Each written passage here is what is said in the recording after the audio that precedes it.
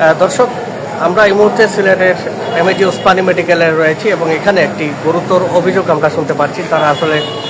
সিলেটের শেরপুরে বসবাসকারী বাসিন্দা। আজকে তারা আসলে জায়গা নিয়ে বিরোধের জেরে প্রতিপক্ষের হামলায় নারীসহ 4 জন গুরুতর আহত হয়ে সিলেটের ওসমানী মেডিকেলে এসে ভর্তি হয়েছেন। তাদের আসলে কি অভিযোগে তারা এই আহত হয়েছেন, কাদের হামলায় শিকার তারা, সেটি আমরা জানবো। সরাসরি আমরা চলে যাচ্ছি সেই ভুক্তভোগীদের কাছে। আর কি ঘটনা ঘটেছে আপনাদের সাথে? বিসমিল্লাহির রহমানির রহিম। আমি নবীগঞ্জ থানার 5 নং আশপান্ড ইউনিয়নের 1 নং ওয়ার্ডের আমার গ্রাম পাহাড়পুর। আমি এই দীর্ঘদিন ধরে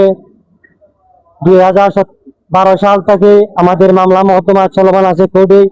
এই জায়গা বিরোধ নিয়ে আমার খালিজ বাহিনী তার সন্ত্রাসী নিয়ে আওয়ামী লীগের আমরা 5 নং আশপান্ড ইউনিয়নের 1 নম্বর ওয়ার্ডের সদস্য আওয়ামী লীগ মোহাম্মদ খালিজ বাহিনী তার কাণ্ড আমার ভাই আমাদের মরসি জায়গা আমাদের ওয়ার্ড গেছিল, যাওয়ার সাথে সাথেই তার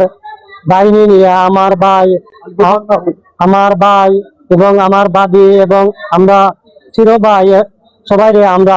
গুরুত্ব আহত গান্ডা দিয়েছে দাইছে আমার এই বাবির। আমরা নিরীহ মানুষ, আমি প্রশাসনের কাছে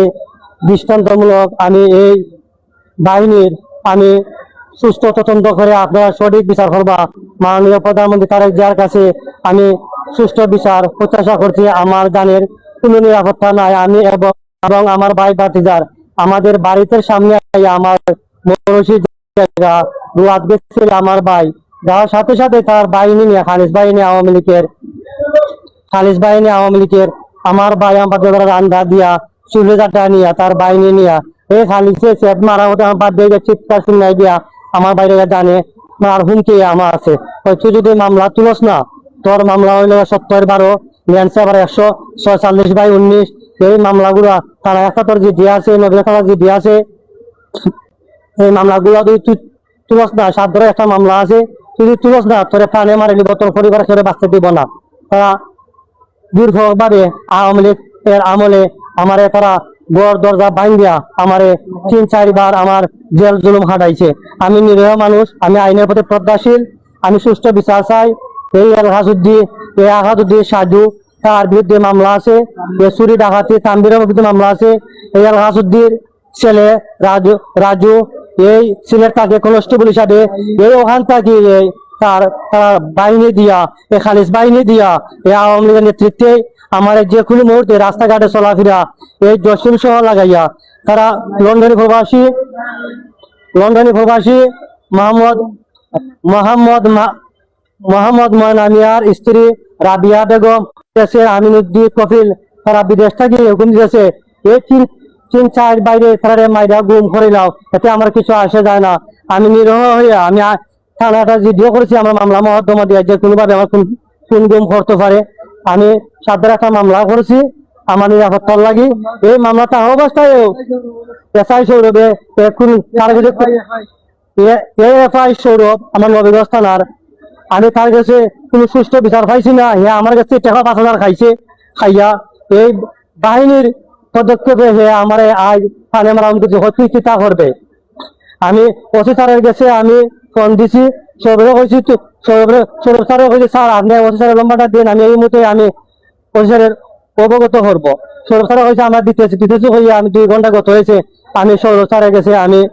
নম্বরটা পাচ্ছি না পাওয়াতে আমার এক ভাই সোহাগ ব্যবস্থায় তার কাছে লম্বা লইছি ওসি স্যারের লইয়া রুমে আমি যোগাযোগ করছি। যোগাযোগ করে উনি বলছেন ঠিক আছে আপনার রোগীর আগে চিকিৎসা করান, তাহলে তারা যুদ্ধ করেন। এই রাজু সিলেট কনস্টেবল হিসাবে এই গ্যাংয়ে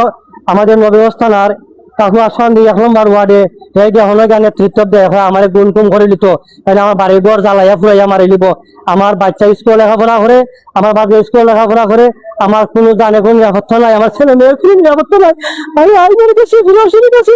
আমি দৃষ্টান্ত আমি শাস্তি আমাদের বাড়ির আটকে খাচ্ছে আমার ভাই অসুস্থ অবস্থায় তারা লন্ডন প্রবাসী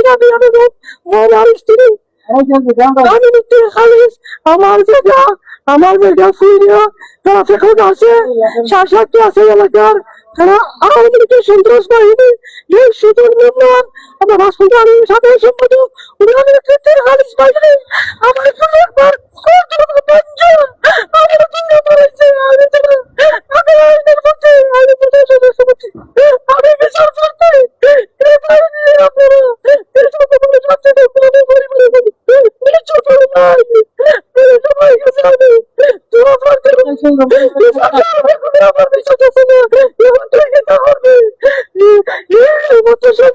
আমি হারবি স্পেশালের কাছে আমি কাছে স্পেশাল ফোন ওদের সামনে হয়েছে তুই আগে আমার আমরা সলমান করতে আছে 70 পারবো 144/19 আমরা মামলার বিষয় থেকে পাইছে কোর্টে আমি কাগজ করবো আমি তাকে বলছি আমার সাথে করে আমার কোনো অবসর কিছু দিছে না আমার কত আমি আগে করতে পারিনি আমি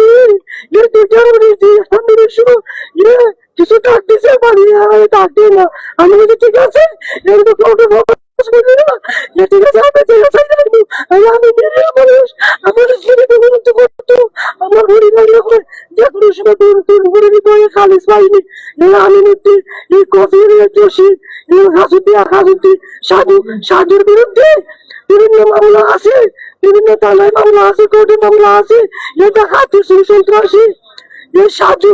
সাধুর উপর বিভিন্ন মামলা আছে আমরা খাওয়া কেন্দ্রের আমরা পাওয়ার প্ল্যান্টের মামলা আছে এই রাজু এ আমার ওই যে যদি আমি মামলা তুলি না এ পুলিশ প্রশাসন দিয়া এ সাহায্য হইল হাজুদ্দির ছেলে সিলেট কনস্টেবল এ অন্য গেছে 30 তারিখ এ গিয়ে আমার অঙ্ক যে যদি মামলা তুলস না তোর দিন নাইতে উড়ে নেব তোর পরিবারের সাথে বাঁচতে দিব না এ রাজু আমার দাবি হইল আমার দেখা সংক্রান্ত বিষয় আমার মামলা মহত্তমা চলমান আছে কৌড়ে আমার মামলা জায়গা ছাড়াই আমার বাইরে হাত গেছে আমার জায়গাত আমার মরসি জায়গাত আমার নামে রেগেট আছে রেগেট টাকা শুধু আমার বাইরে হাত গেছে রুহাত যাওয়ার পরে এই আলহাসুদ্দি রাকিব সাজু তাম্বির খালির জসিম মাসুম নাইম খালিসের বাগনা এই সন্ত্রাস বাহিনী আমি সুষ্ঠু বিচার চাই আমি প্রশাসনের সুষ্ঠু বিচার চাই এ খালিসের বাগনা এর বাড়িরও ফাজিলপুর এর থানা জেলা এ সন্ত্রাস বাহিনী আমার রুয়াপুরে আমার বাইনদের আমরা মারে আমি নিরহ মানুষ হইয়া আমি আইনের প্রতি শ্রদ্ধাশীল আমি সুষ্ঠু বিচার চাই আসসালামু আলাইকুম আপনিও আহত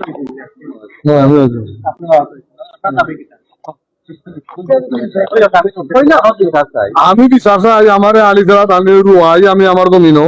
আমার সুতমারানির ফুয়া হইয়া আমারে মারে আমি বললাম তুই আমার এখানে মারবে মারছে আমি বললাম তোমরা আমার বাড়ি মারছে আমি লইছি আবার আরেকটা বাড়ি মারছে বাড়ি মারানোর আমার বাড়ি মুখে দিয়েছে তাড়াতাড়ি আমার মারিলে এরপরে আমার দেখেন এখানে মারছে এই দেখেন রক্ত আছে এই দেখেন রক্ত আছে এর আছে পাওয়ার এখানে আছে এই দেখেন পাওয়ার এখানে আছে এখানে আছে ওখানে আছে বুঝছেন যদি আমার বাপের সম্পত্তি থাকে আমরা কাগজপত্র ঠিক থাকে আমরা পাইতাম আর আমার মারছে আমার বিচারটা থাকে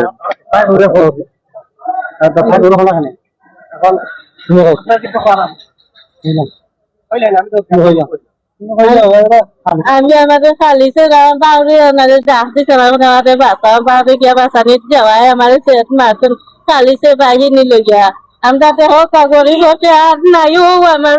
আর কোনো মানে তাদের একবার লইয়া রাজু সকল দিন লইয়া কই শেষ করছি কালকে রায় তোলান আমি কইতে পাইব তো দেখা না সিলেট বিয়ে হইতে যে নয় যে আমার চালেও ইয়া থাকে না শুধু একলা আমি তারা জানার বয়ে আমার দেওর আমার কামিটা কন্যা বাড়িয়ে করে আমার দাবি হইল কি আপনারা কাছে সুস্থ বিচার চাই আপনারা বিচার করিয়া গরিব হয় মানুষ